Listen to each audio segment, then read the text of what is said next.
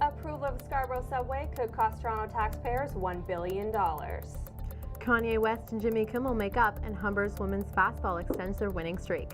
Humber News starts now.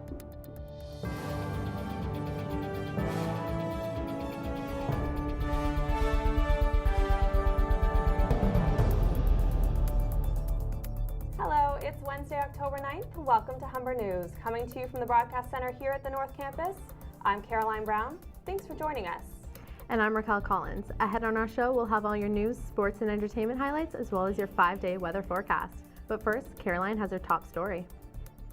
Critics of the newly approved Scarborough Subway plan are saying it could mean higher debt and taxes, as well as less transit for other parts of Toronto. In a major victory for Mayor Rob Ford, City Councillors voted 24-20 in favor of the Scarborough Subway expansion yesterday. Funding will come from a 1.6% property tax hike. The mayor said, while the tax increase kept him awake at night, he plans to pursue partnerships with the private sector to keep the increase to a minimum. The subway will be extended 3 stops from Kennedy Station to Shepherd Avenue East.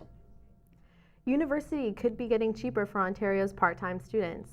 That's if a new proposal from the Ministry of Training, Colleges and Universities goes through. Right now, some students taking only 60% of courses are paying 100% full-time fees. Students who take less than 60% of courses pay fewer fees. The ministry is proposing students who take as little as 60% of a full course load to see their tuition reduced. There's no idea yet as to when or if the proposal would go into effect. Humber College charges a flat fee for some programs and charges by the course for others. A public meeting will be held tomorrow to address serious problems at the University of Guelph's Ontario Veterinary College. The Canadian Association of University Teachers investigated the college for over a year before issuing a report on September 12th, which revealed major problems at the college.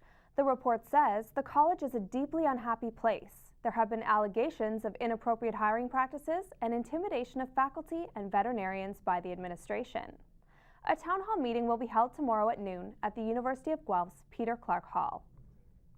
The Canadian Food Inspection Agency has expanded a beef burger recall due to possible E. coli contamination.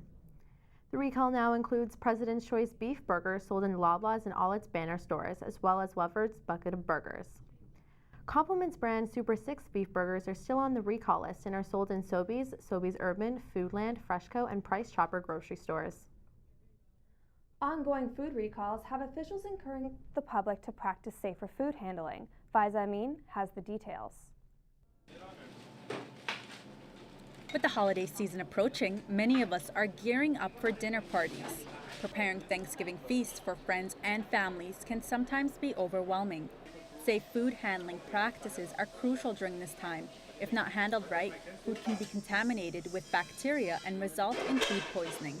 Chef Shauna Chalmers of Humber's School of Hospitality says people can eliminate risks by following simple practices. So if you're handling chicken and not washing your area and hands down and then handling vegetables and fruits, a lot of this can lead to illness. Chef Chalmers also says consumers should take expiration dates seriously. Companies have gone to the lengths to know what the shelf life of products are, so you should abide by those. If you want to live on the edge, then you're taking your own personal health into your own hands. Students at Humber have mixed feelings when it comes to worrying about food contamination.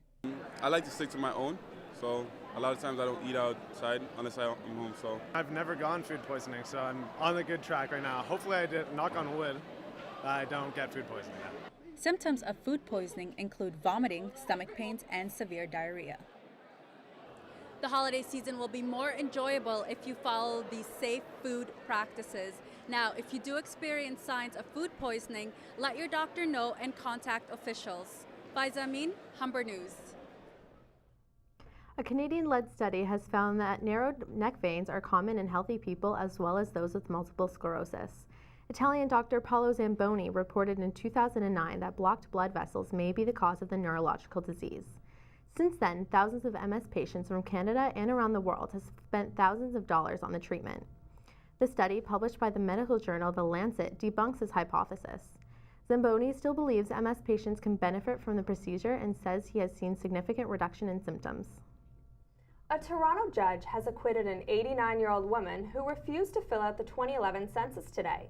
Audrey Tobias did not file her census because she says it was linked to U.S. military contractor technology. The peace activist was charged with violating the Statistics Act, which could have included fines or jail time.